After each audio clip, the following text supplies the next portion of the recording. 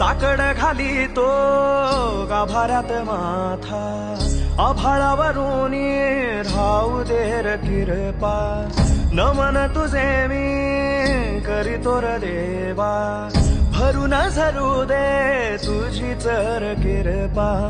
हिमतीच बीज दे मुळी तुझ्या दारची, उभं राहू वादळी ना भीती कुणाची.